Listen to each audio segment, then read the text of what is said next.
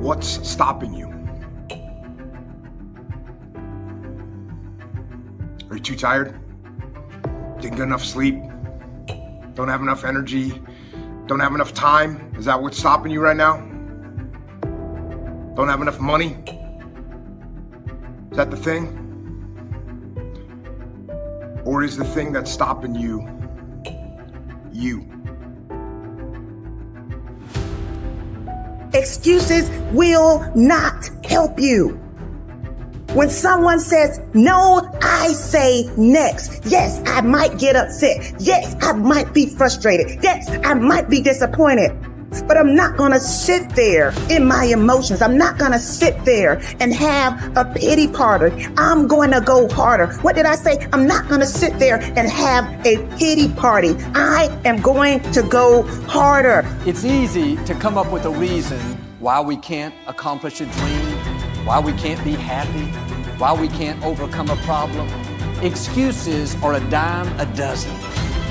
As long as you're making excuses, you will justify staying where you are. Excuses give us permission to settle for less than God's best. You can find an excuse about anything. Are you allowing excuses to hold you back? I can't, I'm too old, I'm too young, I'm too fat, I'm too thin. I can't, right? I can't.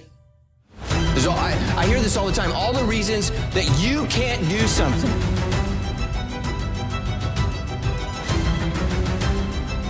Don't tell me you can't. Don't give me excuses.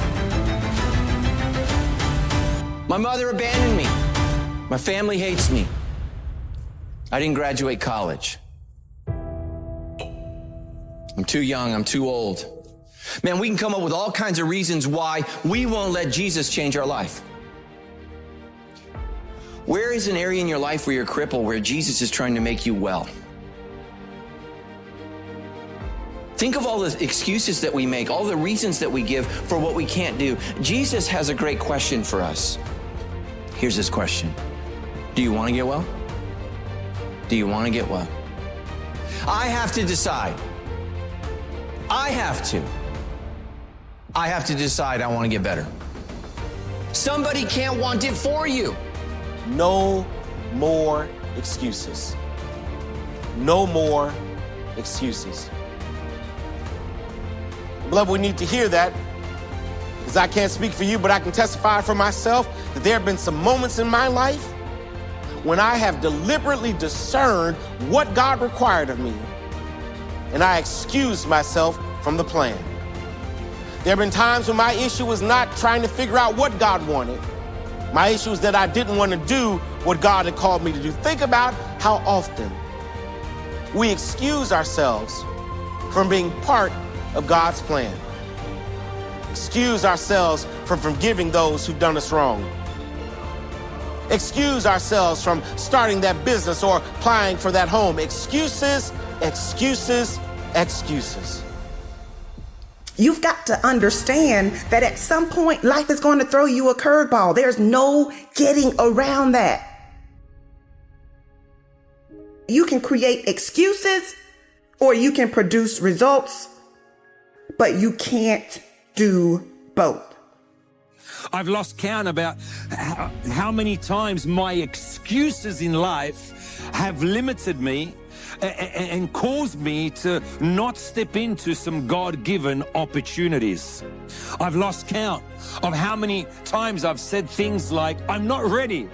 I'm not the right person. It isn't the right time.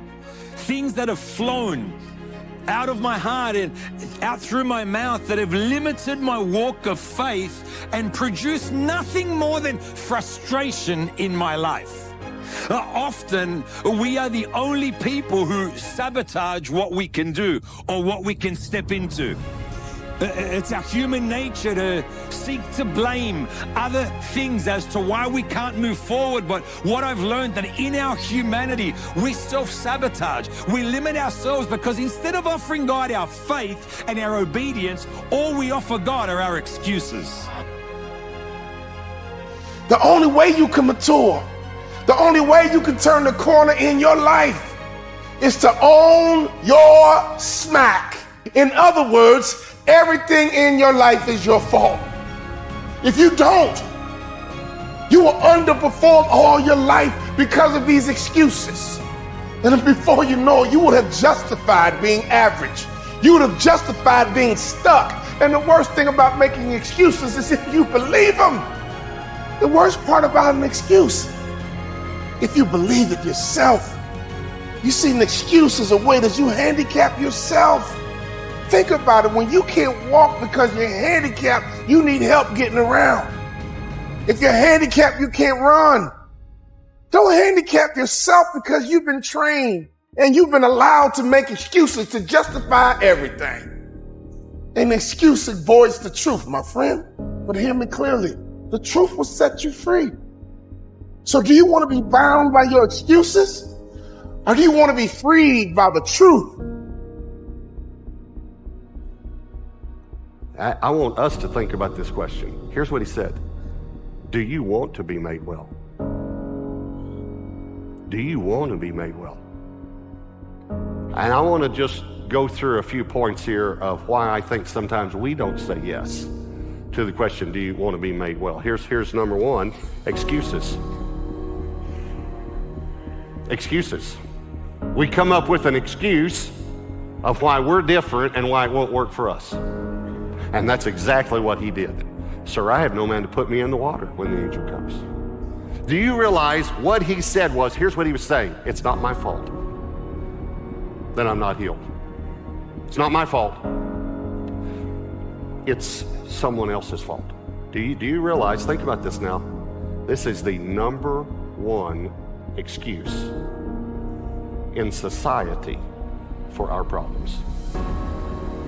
And this is actually, because it's the number one excuse, it's the number one lie of the enemy. The number one lie is, it's someone else's fault that you're in this situation. Can I tell you something? No one can hinder the destiny on your life but you. It doesn't matter what anyone's done to you. And here's what people tell me all the time, Pastor, you just don't understand my situation. Maybe I don't understand all the details of your situation, but I understand Jesus. I know Jesus is the same yesterday, today, and forever. I know there is no situation too difficult for him.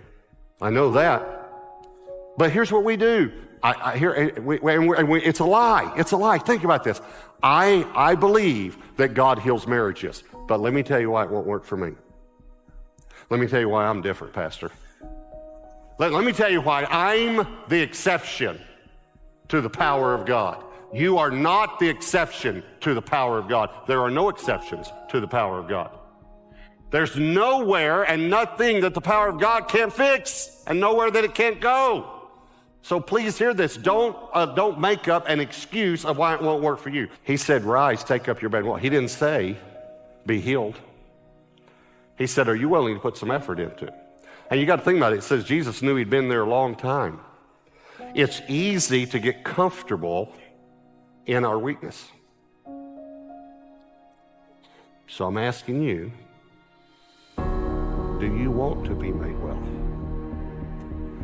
What's the area of your life you need to be made well? Okay, stop making excuses. Put some effort in it.